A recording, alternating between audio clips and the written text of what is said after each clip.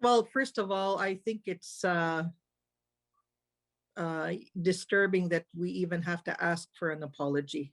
And, I think that apology should have came willingly with true compassion and true, um, uh, the whole truthfulness of what an apology should be.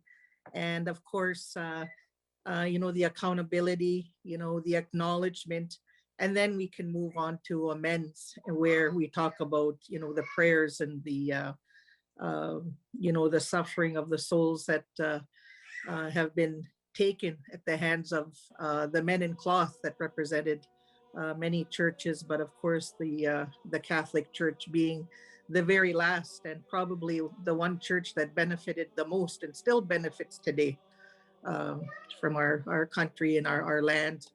And I think it's very disheartening for our people to have waited so long. And we know very well the harms and the intergenerational impacts of the residential school and how we still suffer today.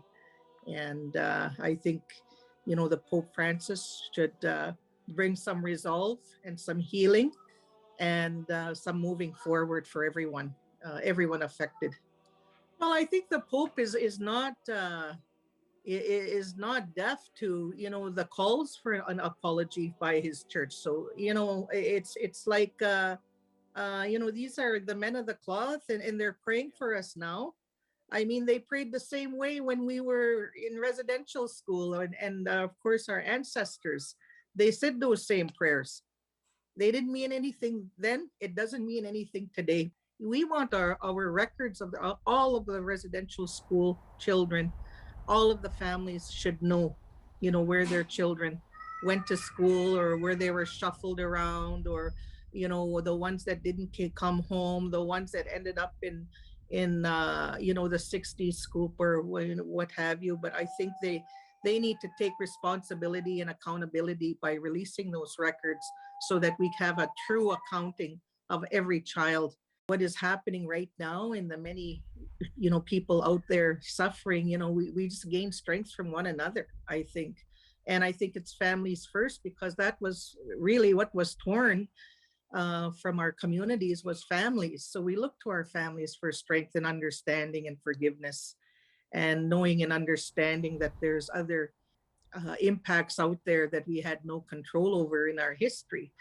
Now, like we talk about our own history as First Nations people, I don't want residential school to be a part of my legacy. I want healing and reconciliation to be a part of, the legacy that we leave behind as First Nations people. But, I think the Catholic Church and the Pope can do good, do better by our people.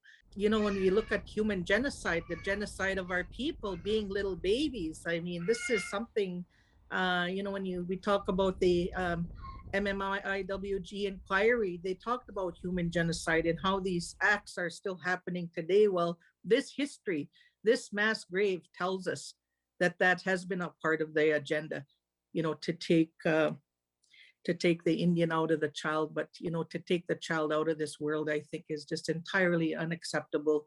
When we look at the world we live in, it's so inhumane, it's so ruthless, and every disturbing and disgusting word you could think of to do that to our children. Imagine if that was if you come from a small town or a small community, imagine one child going missing, let alone all of them being gone and taken from your homes and your communities and your elders, and see how you feel in 150 years, 100 years, 50 years. It's been just devastating for our people.